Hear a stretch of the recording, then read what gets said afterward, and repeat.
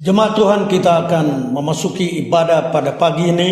Kita tunduk kepala dan sembahlah Tuhan beberapa saat.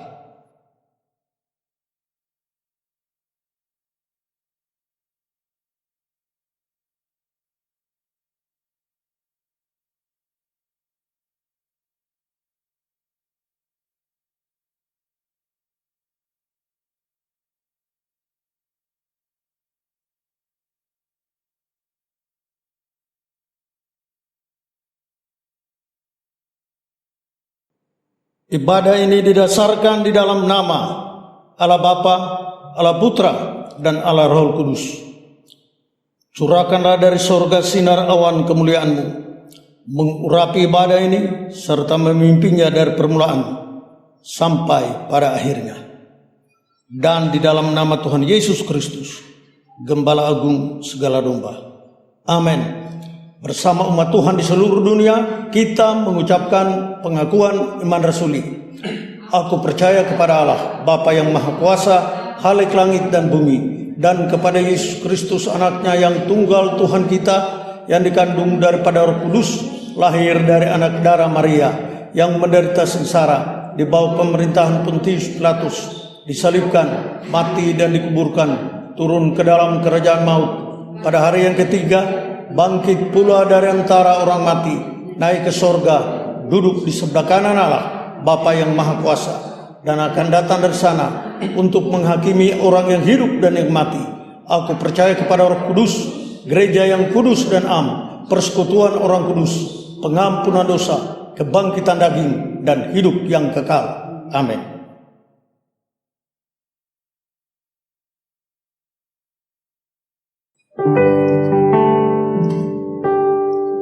Selamat pagi jemaat yang dikasihi Tuhan. Puji syukur setelah sekian waktu kita tidak bertemu dalam sebuah ibadah raya, tetapi kasih Tuhan luar biasa untuk saya dan saudara. Anugerahnya luar biasa yang tidak terbatasi oleh waktu.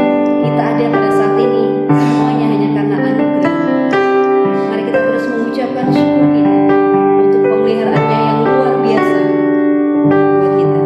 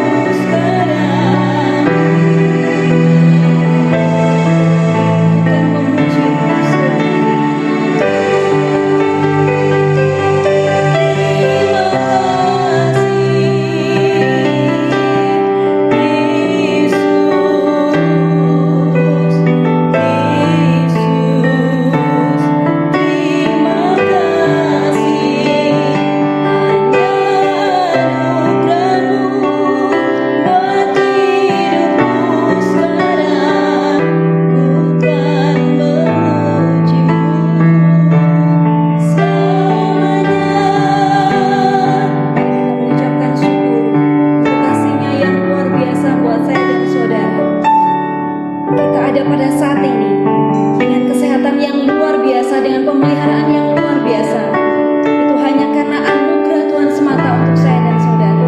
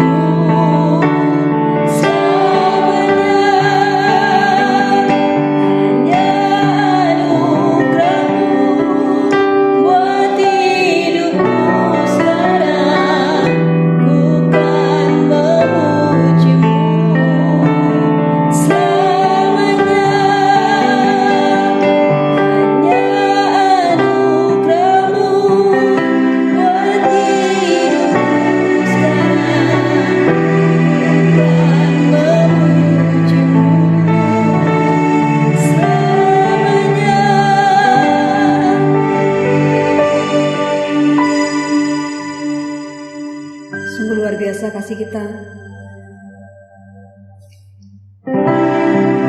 Sungguh luar biasa pemeliharaan Tuhan untuk kita. Keterbatasan yang saat ini diberikan buat kita, sekali lagi tidak pernah bisa membatasi kasih Tuhan. Kadangkala apa yang ingin kita lakukan, apa yang ingin kita kerjakan, atau bahkan apa yang ingin kita usahakan, tidak bisa kita lakukan saat ini. Namun satu hal yang kita percaya, bahwa rancangannya buat saya dan saudara adalah yang terbaik.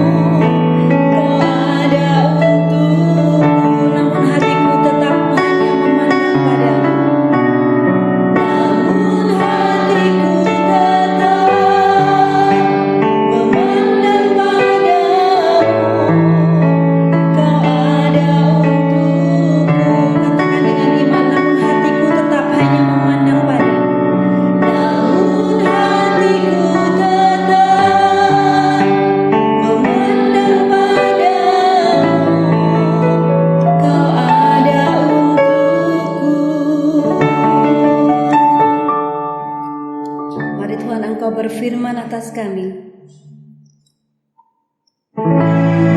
Mari Tuhan, kesempatan pada malam pagi hari ini, kami mau Engkau kuatkan roh kami, jiwa kami melalui kebenaran firman.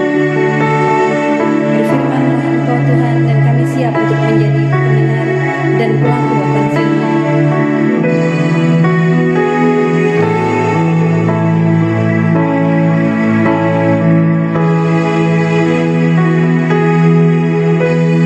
Firman-Mu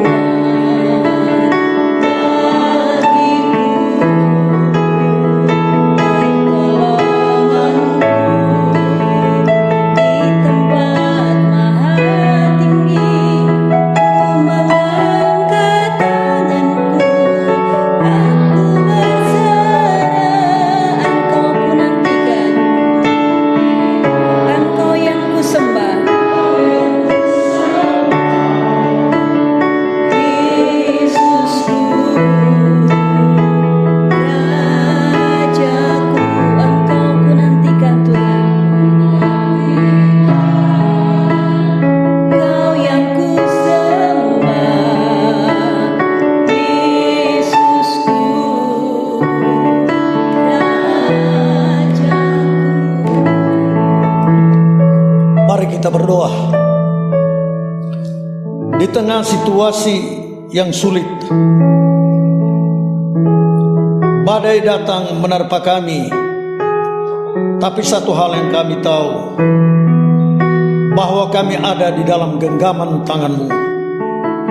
Itu sebabnya kami tenang, kami terpelihara aman dan damai. Apapun situasi dan kondisi yang menimpa kami, ajarilah kami supaya iman kami dari hari ke hari semakin bertumbuh kuat di dalam Tuhan, karena kami memandang akan Engkau Tuhan Allah kami yang hidup di dalam Yesus. Terima kasih Tuhan, puji-pujian telah dipersembahkan kepada Bapa. Kiranya semua persembahan pujian itu menjadi dupa yang berbau harum di hadirat-Mu. Sekarang kami akan mendengarkan firman-Mu. Mohon Roh Kudus mengurapi firman-Mu, mengurapi kami masing-masing pribadi, baik kami di rumah Tuhan ini maupun di rumah kami masing-masing. Oleh kuasa firman Tuhan pada pagi ini akan memberikan kepada kami pengertian yang jelas bagaimana kami hidup di hadapan Tuhan. Terima kasih Tuhan, berkati hamba-Mu menjadi saluran berkat bagi kami semua. Dalam nama Yesus Tuhan yang hidup, amin. Saudara sekalian, pagi ini kita akan mendengarkan firman Tuhan dari kitab Kejadian pasal yang ke-50, yaitu pasal yang terakhir. Kitab Kejadian pasal yang ke-50. Bukan ayat yang terakhir, tapi ayat yang ke-21. Kejadian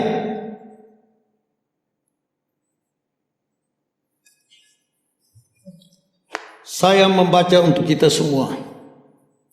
Jadi janganlah takut, aku akan menanggung makananmu dan makan anak-anakmu juga.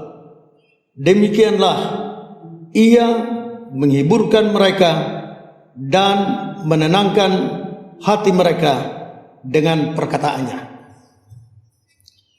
Saudara-saudara jemaat yang Tuhan kasihi, di dalam hidup ini pernah kita mengalami apa yang dikatakan sakit hati. Bahwa kita semua pernah mengalami sakit hati.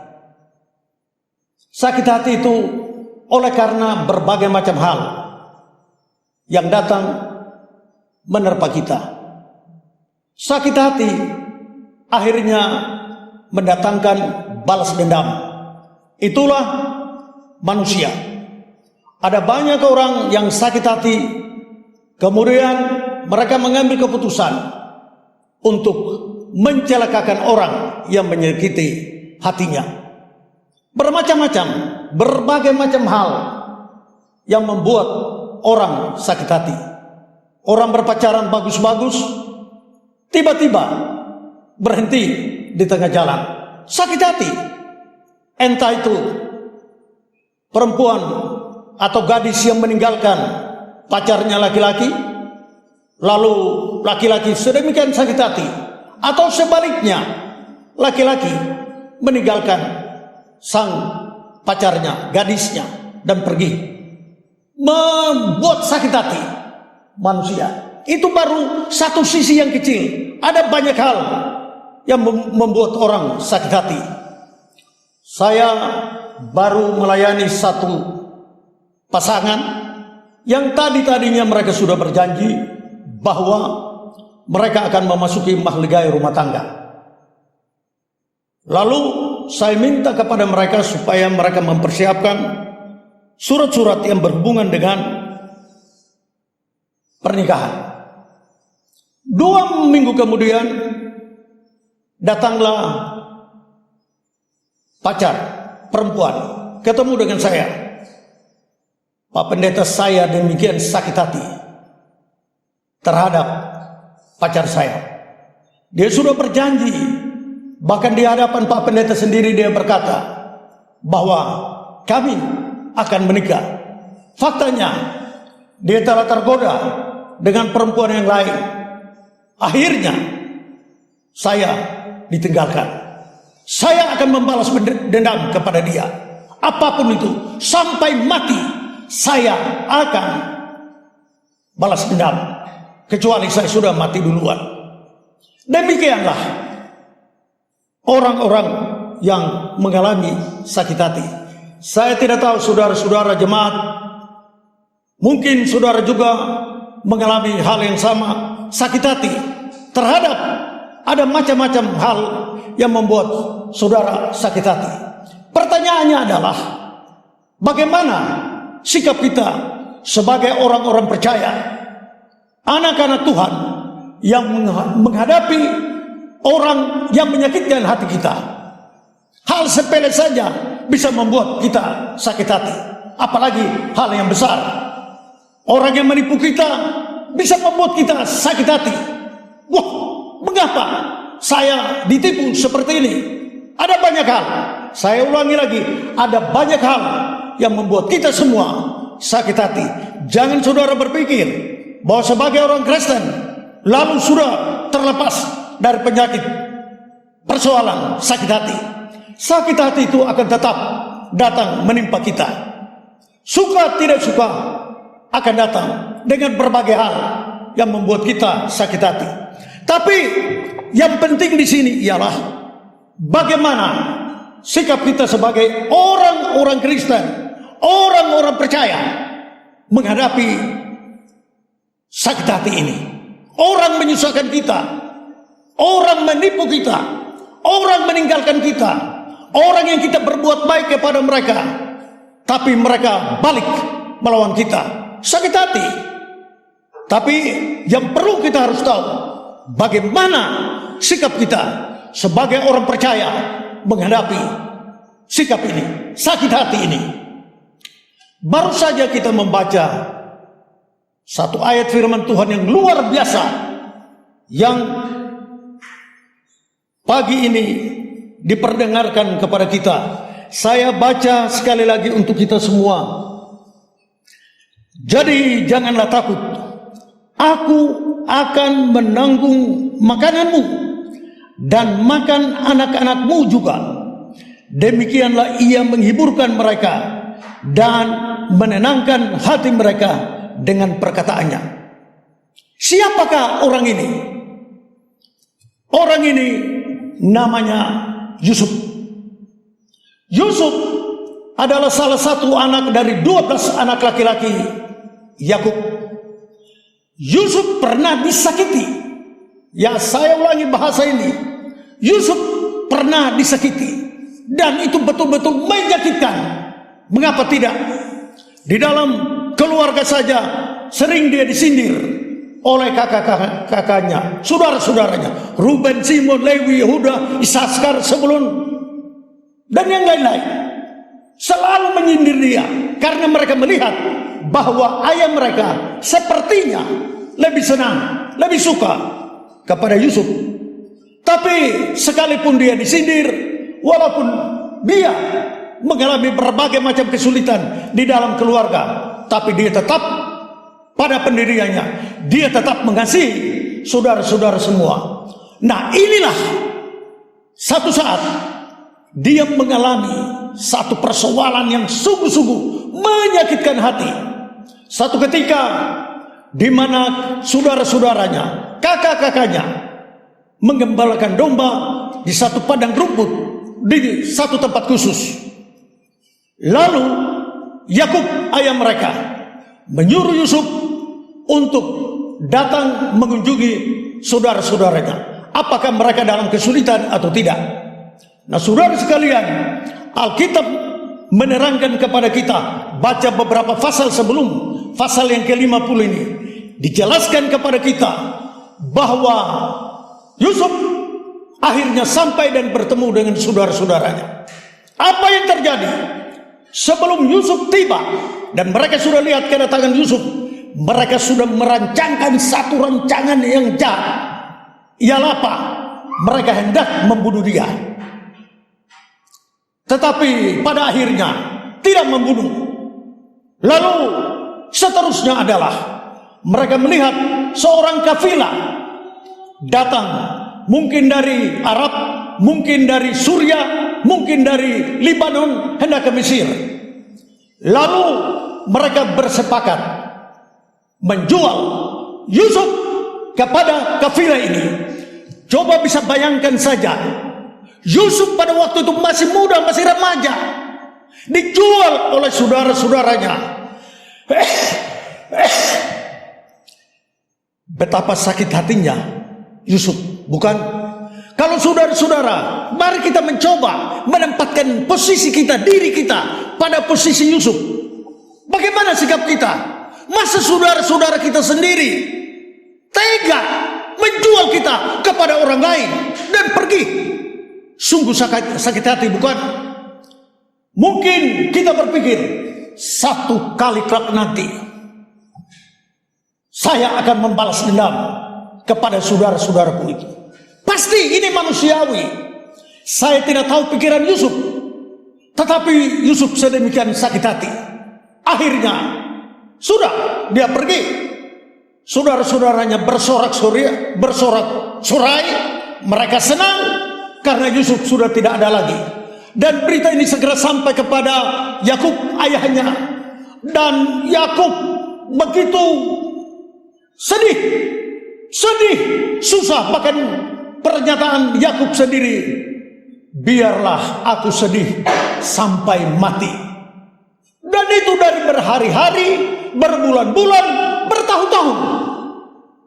Yakub tetap sedih, tidak mau dihiburkan oleh karena kasihnya kepada putranya Yusuf. Tidak tahu Yusuf di mana, bahwa Yusuf sudah sampai di Mesir. Nah, kita melihat sakit hati lagi. Ya, saya percaya ini sakit hati lagi. Dia sampai di Mesir, dijual lagi. Kemudian kepala istana Mesir, Firaun, membeli dia, namanya Potifar. Untuk apa? Sebagai pegawai di kantornya atau usahanya. Dan dia seorang yang rajin bekerja. Tuhan memberkati Potifar oleh karena Yusuf ini. Tapi apa yang terjadi? Istri Potifar senang dengan dia, mau berbuat hal yang tidak benar. Tapi Yusuf tetap mempertahankan diri dia.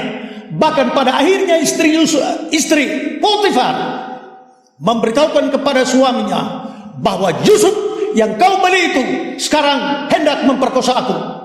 Dan apa yang terjadi? Yusuf harus ditangkap dan dijebloskan ke dalam penjara. Sakit hati, bukan? Sungguh sakit hati. Wah, betapa menyakitkan betul. Saya tidak berbuat sesuatu yang tidak benar. Saya tidak merampok, saya tidak korupsi, saya tidak berbuat salah terhadap istri Potifar, tuanku. Mengapa aku harus ditangkap dan dijebloskan ke dalam penjara? Itulah Yusuf. Dan beberapa tahun kemudian, singkat cerita dari perjalanan Yusuf oleh karena dia hidup benar di hadapan Tuhan. Lalu ketika Firaun menghadapi persoalan besar dan persoalan itu tidak dapat diselesaikan, mimpi daripada Firaun tidak dapat diterjemahkan oleh siapapun juga. Kemudian Yusuf dipanggil dari penjara dan dia dapat menafsirkan mimpi daripada Firaun itu. Dan Firaun berkata, tidak ada orang yang sedemikian cerdas, pintar, penuh dengan hikmat, dapat menerjemahkan mimpi seperti Yusuf. Oleh karena itu, mulai hari ini aku mengangkat dia menjadi Perdana Menteri. Luar biasa, bukan? Yusuf diangkat oleh Tuhan, dijual oleh saudara-saudaranya, menyakitkan, difitnah oleh istri bosnya Potifar, kepala istana itu. Tetapi dia Betul, secara manusia sakit hati. Tapi karena Tuhan melihat dari surga, dia hidup benar di hadapan Tuhan. Waktunya tiba, saatnya tiba, di mana dia diangkat menjadi Perdana Menteri di Mesir pada waktu itu. Dan dialah melalui Yusuf ini Mesir sedemikian maju, Mesir sedemikian kaya raya, sangat diberkati oleh Tuhan. Pada saat posisi daripada Yusuf ini sudah begitu hebat, sudah begitu luar biasa, terjadi kelaparan besar pada waktu itu. Lalu saudara-saudara Yusuf diperintahkan oleh Yakub untuk pergi ke Mesir beli gandum. Lalu kira-kira menghadap siapa? Menghadap Yusuf. 3 kali pertemuan itu mereka mereka beli gandum, mereka kembali lapar lagi, datang lagi sampai 3 kali.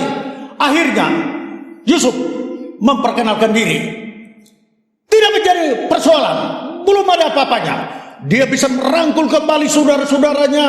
Dia begitu baik terhadap mereka. Lalu saudara-saudaranya berpikir bahwa karena ayah mereka masih hidup, Yusuf tidak berbuat apa-apa. Yakub, ayah mereka dan seluruh keluarga daripada Yakub dibawa ke Mesir, dan di dalam tangan Yusuflah yang memelihara mereka semua di satu tanah yang sangat subur di tanah Mesir, yaitu tanah Gosen. Di sana keluarga, anak-anak, cucu-cucu Yakub tinggal. Sekarang Yakub, ayah mereka, telah meninggal. Ini ceritanya sampai kita menemukan ayat ini. Ketika Yakub meninggal, saudara-saudara Yusuf gemetar. Mereka begitu takut. Memang pada waktu ayah kita masih hidup, Yusuf masih menunjukkan kasih sayangnya, perhatiannya kepada kita. Sekarang ayah kita telah meninggal, pasti dia akan membalas dendam kepada kita. Itu sudah pasti. Ini menurut pemikiran saudara-saudara daripada Yusuf. Mereka begitu takut, mereka begitu gemetar. Sebentar lagi kita akan diusir keluar dari tanah Mesir. Lalu bagaimana hidup kita? Masa depan kita bagaimana? Pertanyaannya sekarang, apakah sakit hati yang pernah dialami oleh Yusuf, lalu dia harus balas dendam? Dia harus melakukan seperti itu. Hari ini kita belajar bagaimana sikap Yusuf. Saya senang sekali dengan ayat ini. Yusuf sudah sangat diberkati, sudah menjadi Perdana Menteri. Saudara-saudaranya sedemikian gemetar dan takut kepadanya, sebab mereka ingat perbuatan-perbuatan nista mereka terhadap Yusuf beberapa tahun silam.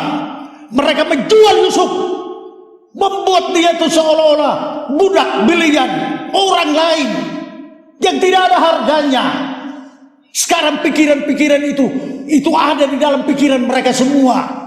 Sedemikian mereka takut dan gentar bahwa Yusuf akan bertindak sewenang-wenang kepada kita. Dia akan balas dendam perbuatan-perbuatan jahat kita kepada kita. Itu pasti.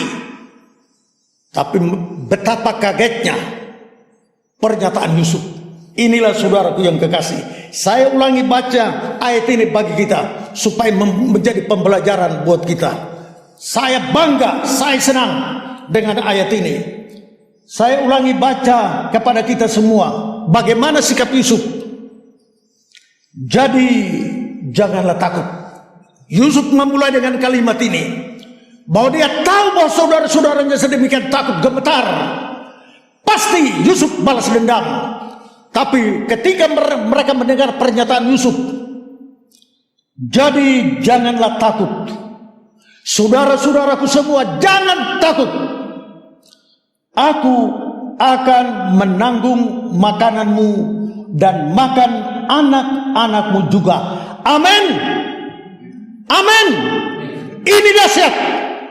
Perhatikan sungguh-sungguh saudaraku.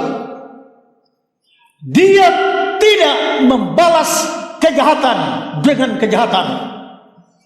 Dia yang pernah mengalami sakit hati itu, tapi dia sudah melenyapkan sakit hati itu di dalam hatinya. Dia sudah melenyapkan dan dia melupakan itu. Tidak mau ingat lagi. Dan sekarang bagaimana sikapnya dia terhadap saudara-saudaranya? Jangan takut. Akulah Yusuf. Akulah yang memberi makan kepadamu dan keluargamu. Haleluya. Puji Tuhan.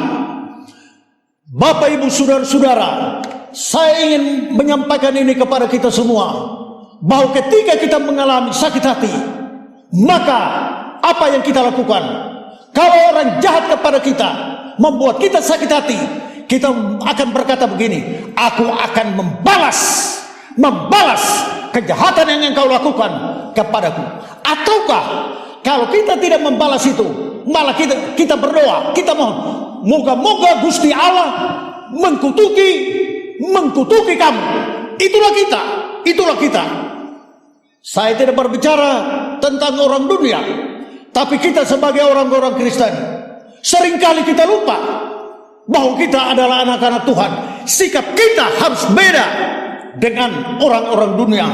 Saudaraku, betul kita mengalami persoalan dan sangat menyakitkan adalah ketika orang dekat kita menyakitkan hati kita.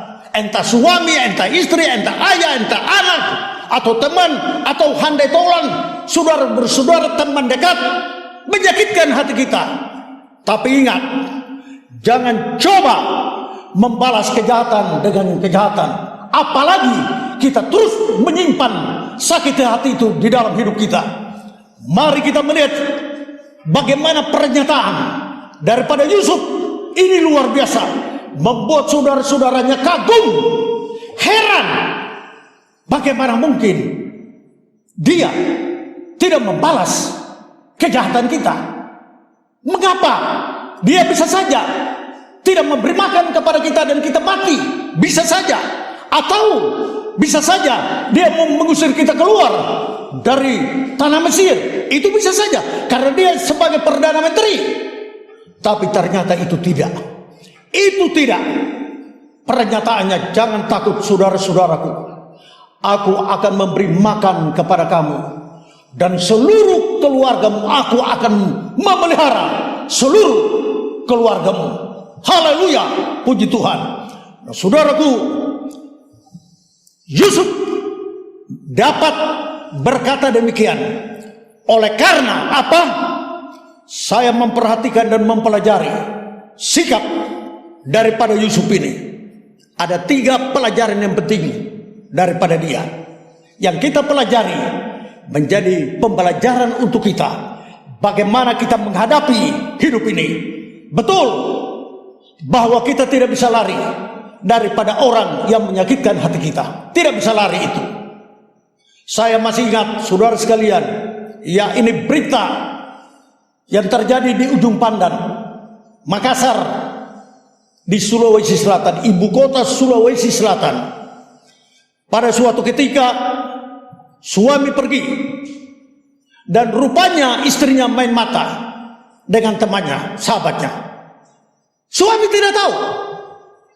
Tapi pada suatu ketika di mana suaminya pulang dari pekerjaan, pintu kamarnya itu tertutup. Wah, dia ketuk pintu. Ini, tapi dia dengar sepertinya ada orang di dalam. Dia dobrak pintu itu, dan ternyata saudara sekalian, apa yang terjadi? Istrinya dengan laki-laki lain. Apa yang terjadi? Karena dia seorang polisi, dia tembak mati. Istrinya tembak mati laki-laki itu juga. Wah, begitu menyakitkan hati. Itulah orang dunia. Apakah kita juga seperti itu? Nah, saudara-saudara, sungguh menyakitkan. Tapi saya mau kita sebagai anak-anak Tuhan, bagaimana kita belajar supaya sakit hati itu tidak akan menjadi bagian hidup kita. tapi bagaimana kita belajar hidup berkenan di hadapan Tuhan. Ada 3 pelajaran dari Yusuf. Mengapa sampai dia berkata kepada saudara-saudaranya, jangan takut. Aku Yusuf, akulah yang memberi makan kepada kamu.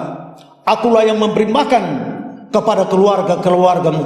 Aku akan pelihara kamu semua selama aku masih hidup. Itu hebat. Ada 3 hal yang penting.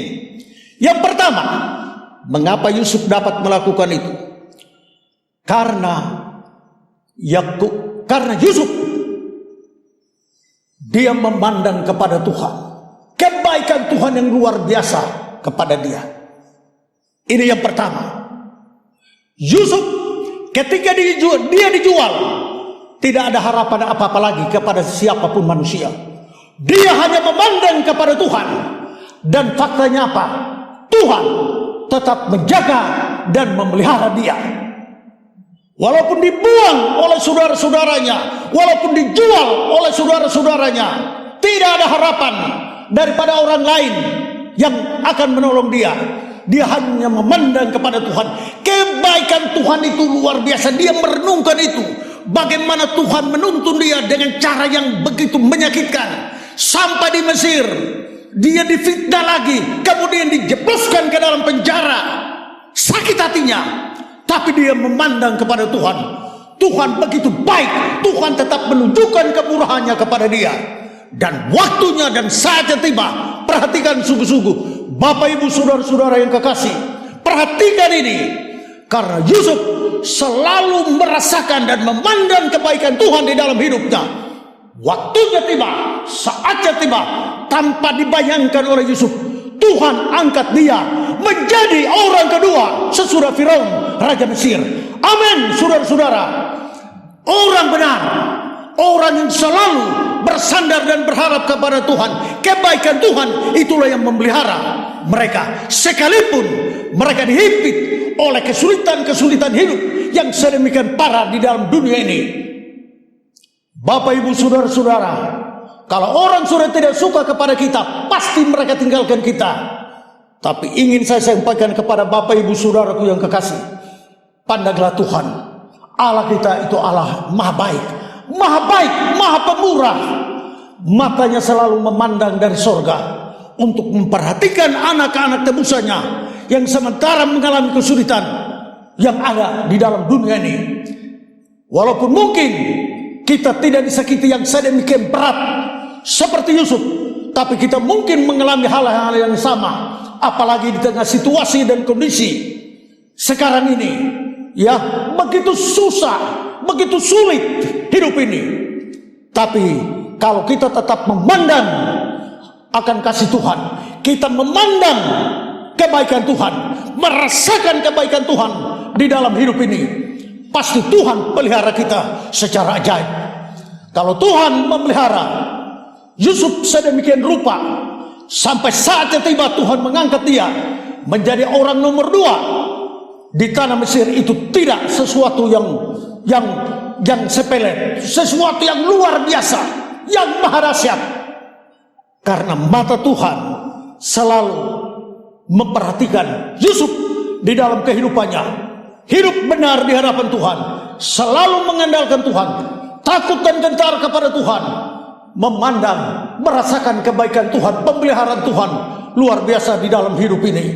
Itulah yang kita harus bersyukur kepada Tuhan. Bapak Ibu saudara-saudaraku yang kekasih, sebagai jamaah Tuhan, jangan engkau takut.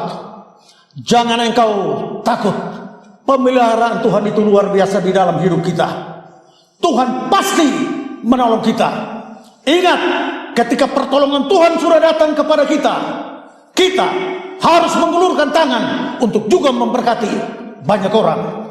Pelajaran yang pertama dari Yusuf adalah Yusuf selalu memandang kebaikan Tuhan di dalam hidupnya. Yang kedua dari Yusuf, Yusuf tidak mau supaya damai sejahtera yang Tuhan berikan kepada dia di dalam hidupnya lenyap daripada dia. Seandainya saja saya mau katakan kepada Bapak Ibu Saudaraku yang kekasih, kalau dia tetap menyimpan sakit hati, ya sakit hati itu di dalam diri dia, saya nggak tahu apakah dia umur panjang atau tidak. Ingat, sakit hati itu mendatangkan penyakit yang luar biasa dalam diri kita. Itu pasti. Sakit hati membuat banyak orang juga akan bunuh diri, berbagai jalan yang tidak benar. Tapi Yusuf tidak mau. Sakit hati itu terus merajalela di dalam hidupnya. Dia mau merasakan damai sejahtera. Kalau dia sudah memandang kebaikan Tuhan, sakit hati yang ada di dalam dirinya, saya percaya ini sungguh-sungguh. Pasti di dalam doanya dia berkata, Tuhan, tolonglah aku. Tolonglah aku. Sekalipun saudara-saudaraku telah menyakitkan hatiku, tapi tolonglah aku supaya aku tidak membalas kejahatan mereka terhadap aku. Aku mau supaya dari hari ke hari aku selalu menikmati damai sejahtera daripada Tuhan. Dan saudara-saudara, milik pusaka terbesar yang Tuhan tinggalkan kepada murid-muridnya dan kepada kita semua sebelum Tuhan Yesus naik ke sorga. Apakah milik pusaka itu? Milik pusaka itu adalah damai sejahtera. Damai sejahtera. Saudara-saudara, kalau kita belajar untuk selalu mengampuni saudara-saudara kita, untuk kita belajar meninggalkan penyakit sakit hati yang membara di dalam hati kita, atau persoalan-persoalan yang lain yang membuat kita sakit hati, dalam nama Yesus saya katakan kepada saudara-saudara jemaat, tanggalkan itu semua dan terimalah damai sejahtera dari Allah Bapa kita. Saya sudah katakan bahwa pasti kita sakit hati, tapi apakah sakit hati itu terus membawa kita terus menerus sepanjang umur hidup kita? Oh saudaraku, tanggalkan sakit hati itu, lalu engkau datang kepada Tuhan, minta pengampunan supaya damai sejahtera yang menjadi milik pusaka kita itu diberikan kembali kepada kita. Orang kalau hidup di dalam damai sejahtera, puji Tuhan, dari hari ke hari dia akan menikmati hidup ini dengan penuh sukacita. Penuh sukacita. Bukan tempat yang mewah yang membuat kita damai dan sukacita, tidak. Tapi hidup kita yang benar di hadapan Tuhan, yang kita rela untuk mengampuni, menanggalkan penyakit sakit hati itu dalam hidup kita, damai itu akan menjadi bagian hidup kita. Itulah yang dialami oleh Yusuf. Yang ketiga, pelajaran yang ketiga, bahwa di sini saya mencatat orang yang selalu mengandalkan Tuhan, memandang kebaikan Tuhan, meninggalkan semua persoalan-persoalan yang menyakiti hatinya, orang yang hidup benar di hadapan Tuhan, maka inilah dia percaya, Yusuf percaya bahwa berkat Tuhan itu selalu melimpah di dalam hidupnya, selalu melimpah di dalam hidupnya. Dan itu benar. Itulah yang dialami oleh Yusuf. Ketika pengampunan itu terjadi, ketika sakit hati itu ditanggalkan, ketika semua persoalan-persoalan yang menyakitkan hidupnya dia tanggalkan itu semua, puji nama Tuhan, berkat Tuhan mengalir di dalam hidupnya, sehingga dia menyatakan satu pernyataan yang luar biasa kepada saudara-saudaranya, jangan takut, akulah yang memberi makan kepada kamu, dan akulah pula yang memberi makan kepada keluargamu, anak-anakmu, cucu-cucumu, semuanya aku akan tanggung. Kehidupan ekonomi saudara-saudaraku luar biasa, bukan? Dia sudah merasakan berkat Tuhan yang luar biasa yang Tuhan nyatakan di dalam hidupnya. Dia tidak lupa diri. Dia tidak membalas kejahatan dengan kejahatan lagi. Tidak. Dia membalas kejahatan dengan kebaikan. Satu ayat firman Tuhan yang sangat indah buat kita. Apabila kita hidup benar di hadapan Tuhan, kita tidak menyimpan lagi penyakit sakit hati itu di dalam hati kita. Kita menanggalkan semua persoalan-persoalan yang menjadi pemutusan hubungan kita berkat Tuhan dengan kita. Kalau kita sudah tanggalkan itu semua, lihatlah bagaimana Tuhan menyatakan kuasanya bagi orang-orang yang telah hidup benar di hadapan Tuhan. Kita melihat ayat ini terlalu indah. 1 Petrus pasal 3 ayat 9. 1 Petrus pasal 3 ayat yang ke-9. Ayat ini terlalu indah. 1 Petrus pasal yang ketiga ayat 9. Saya baca bagi kita semua, camkan ayat ini. Dan janganlah membalas kejahatan dengan kejahatan atau caci maki. Saudara-saudara perhatikan ini. Dengan caci maki. Tetapi sebaliknya, hendaklah kamu memberkati. Ya, firman berkata, hendaklah kamu memberkati, karena untuk itulah kamu dipanggil, yaitu untuk memperoleh berkat yang besar. Haleluya, untuk memperoleh berkat yang luar biasa. Apabila kita tidak membalas kejahatan dengan kejahatan, kita tidak saling caci maki satu dengan yang lain, tidak menyimpan amarah itu di dalam hati kita, tetapi kita membalas dengan kita memberkati mereka dengan doa-doa kita, memberkati mereka dengan berkat-berkat yang Tuhan sudah curahkan kepada kita. Berkatilah mereka. Maka firman Tuhan berkata, kita diberkati. Haleluya. Betapa luar biasanya ayat ini. Saya ulangi sekali lagi, baca untuk kita semua.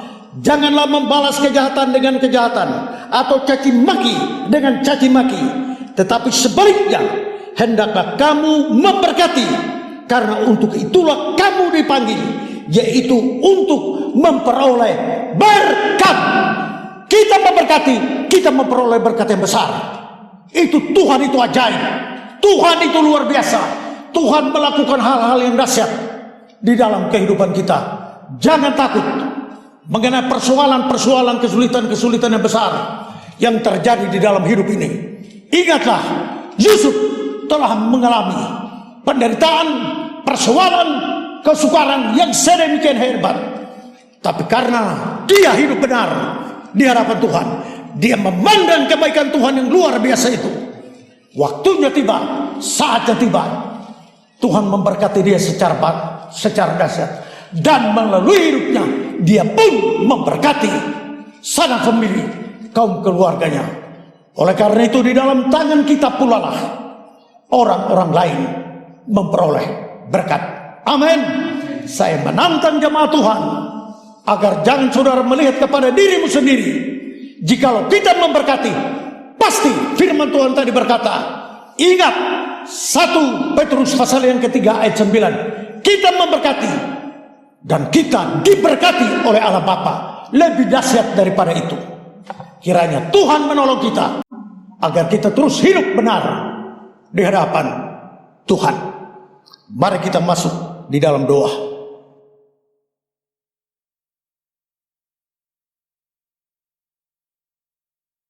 Bapa Surgawi, kebenaran firman Tuhan telah disampaikan kepada kami. Tuhan mengetahui hati kami masing-masing. Orang lain tidak tahu, tapi kami tahu diri kami, hati kami. Bahkan lebih daripada itu, Tuhan Allah kami yang hidup melihat hati kami. Bapa, tolonglah kami apabila kami telah disakiti. Banyak orang telah menyakitkan hati kami. Banyak orang menyia-nyiakan kami.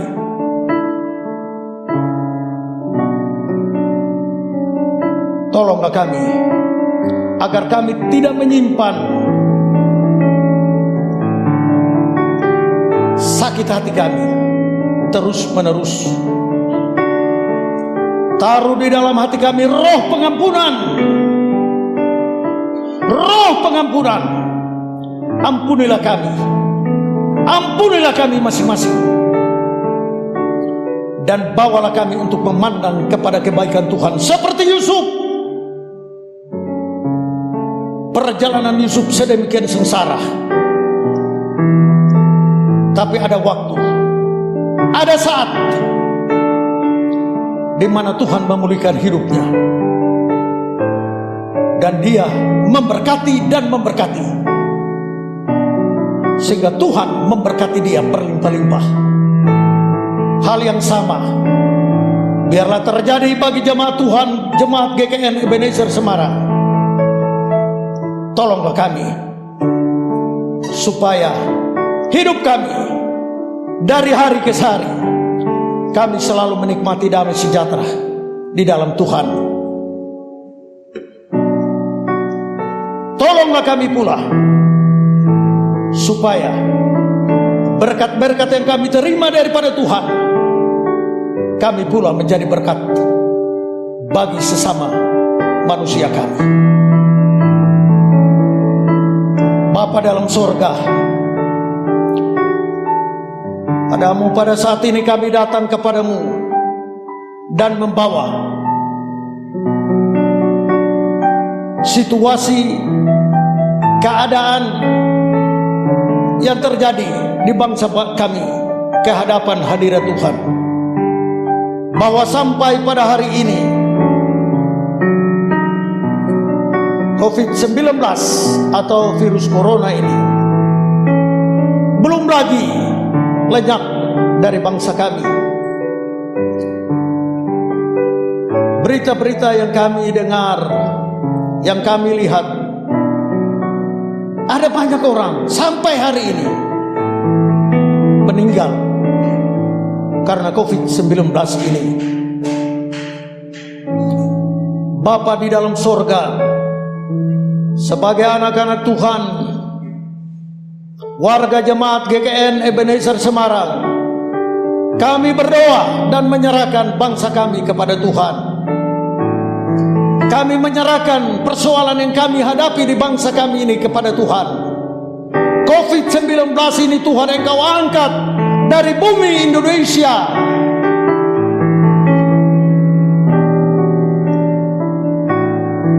Supaya rakyat Indonesia, kami semua warga negara Indonesia, kembali di dalam kesibukan kami setiap hari. Dengan COVID-19 ini telah meluluhlantakan berbagai sendi-sendi kehidupan bangsa dan negara kami. Oleh sebab itu, dengan rendah hati kami doakan Tuhan, tolong nyatakan kuasa-Mu di tengah bangsa kami.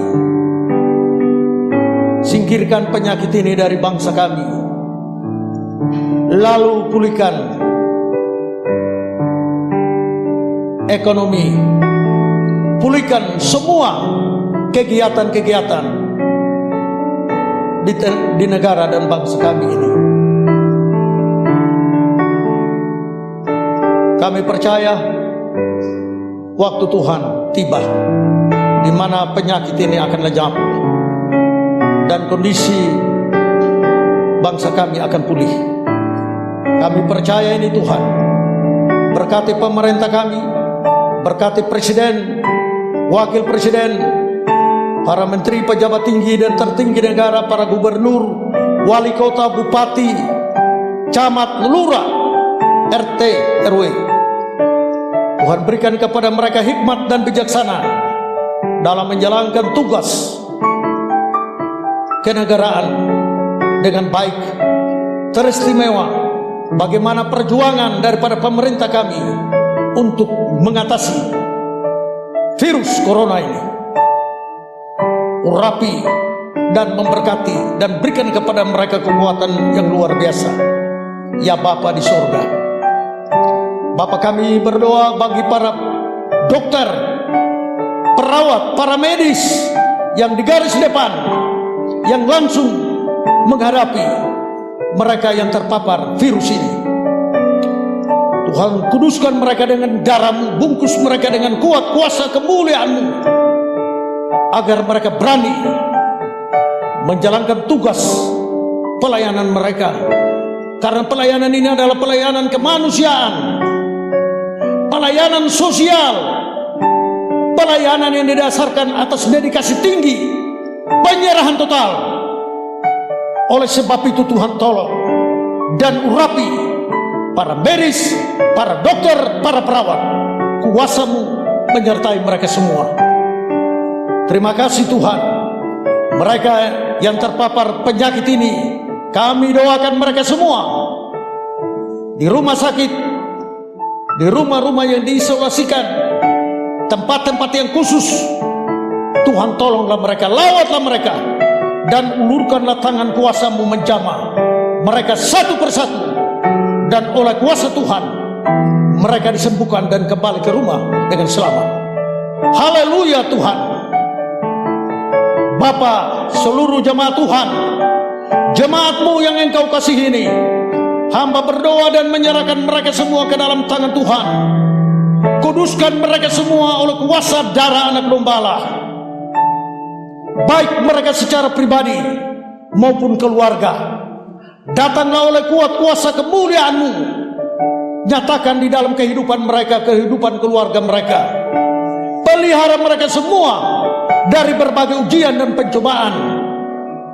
Singkirkan virus corona ini daripada seluruh jemaat-Mu, supaya jemaat-Mu tetap kuat dan sehat dalam menjalankan tugas dan tanggung jawab yang sudah Tuhan letakkan di atas pundak mereka semua. Terima kasih Tuhan. Terpujilah nama-Mu. Engkau mengasihi jemaat-Mu, dari mereka yang sudah lanjut usia, dewasa, pemuda, remaja, anak-anak, bayi, bahkan bayi yang ada di dalam kandungan ibunya. Tangan Tuhan menyertai mereka semua. Haleluya Tuhan. Terima kasih. Kami berdoa supaya tidak lama lagi ibadah-ibadah di gereja akan segera dilaksanakan kembali. Dan kami akan berkumpul bersama-sama kembali dalam rumah Tuhan untuk beribadah, menyembah bersama-sama, memuliakan Tuhan. Terima kasih Tuhan. Terpujilah nama-Mu. Doa yang Tuhan Yesus ajarkan kepada kami, untuk kami senantiasa berdoa demikian. Bapa kami yang di sorga, dikuduskanlah nama-Mu. Datanglah kerajaan-Mu, jadilah kehendak-Mu di bumi seperti di sorga. Berilah kami pada hari ini makanan kami yang secukupnya, dan ampunilah kami akan kesalahan kami, seperti kami juga mengampuni orang yang bersalah kepada kami. Dan janganlah membawa kami ke dalam pencobaan, tetapi lepaskanlah kami daripada yang jahat, karena Engkaulah yang mempunyai kerajaan dan kuasa dan kemuliaan sampai selama-lamanya. Jemaat, bukalah hatimu di hadapan Tuhan, serta buka tanganmu menengadah ke sorga, dan terimalah berkat Tuhan.